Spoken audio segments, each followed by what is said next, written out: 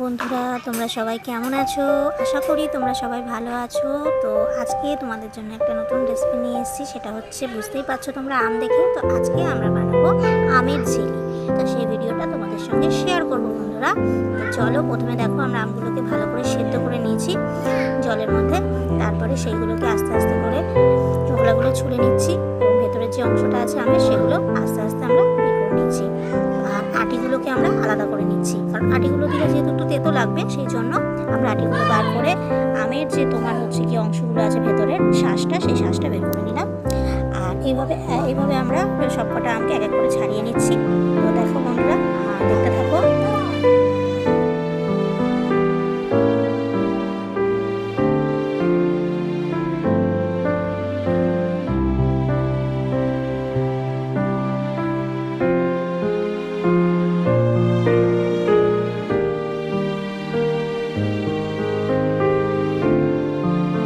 আমের সব শ্বাসগুলো আমরা সুন্দর করে বের করে নিলাম। তো দেখো অনেকটাই হয়েছে, প্রায় এখানে আমরা 1 কেজি মতো আম নিয়েছি।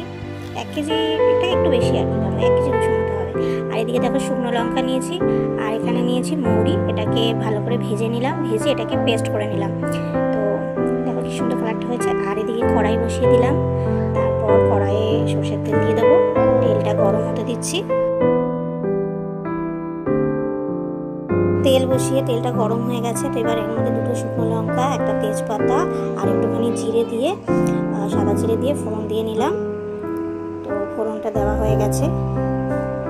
এবার এটাকে একটু হালকা করে নাড়াচাড়া করে নিলাম।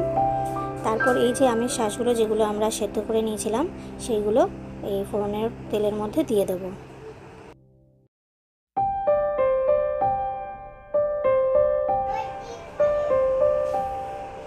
তো ভিডিওটা ভালো লাগলে বন্ধুরা অবশ্যই একটা লাইক করবে, আর আমাদের চ্যানেলে নতুন হয়ে থাকলে অবশ্যই চ্যানেলটিকে সাবস্ক্রাইব করবে। আর এভাবেই আমাদের পাশে থেকো, আর একটু শেয়ার করে দিও ভিডিওটা। আর নতুন নতুন ভিডিও পেতে এভাবেই চ্যানেলটাকে সাবস্ক্রাইব করে রেখো এবং পাশের বেল আইকনটাকে ক্লিক করে রেখো, যাতে আমাদের নতুন নতুন ভিডিও খুব সহজেই তোমরা পেতে পারো। এর মধ্যে দিয়ে দেবো পরিমাণ মতো লবণ, আর সামান্য পরিমাণে একটু হলুদ দিয়ে দেবো। কালারের জন্য আমরা হলুদটা ইউজ করেছি, তো তোমরা চাইলে হলুদটা নাও ইউজ করতে পারো। এবার এটাকে ভালো করে নাড়াচাড়া করে নেবো এবং কিছুক্ষণ ফুটতে দেবো।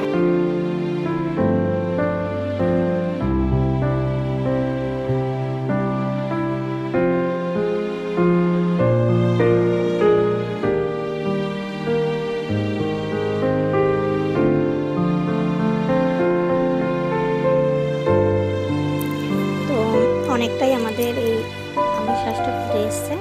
তো এরপর আমরা চিনি দিয়ে দিচ্ছি। আমরা এখানে 700 থেকে 800 গ্রাম পরিমাণে চিনি দিয়েছি, কারণ আমগুলো একটু টক ছিল, তো সেই জন্য চিনিটা একটু বেশি ইউজ করেছি। আর যদি তোমরা একটু টক মিষ্টি রাখতে চাও, চিনিটা একটু কম ইউজ করতে পারো। তো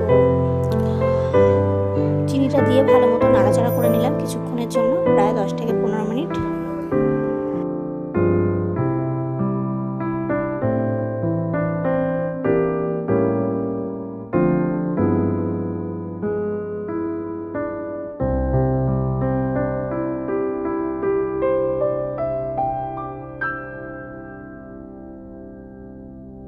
চিনিটা দেওয়ার পর চিনিটা গলে গেছে এবং অনেকটাই জল ছেড়েছে। তো এটাকে ভালো মতো ফুটতে দিয়েছি এবং ভেজে রাখা গুঁড়ো মশলাটা এর উপরে দিয়ে দেবো।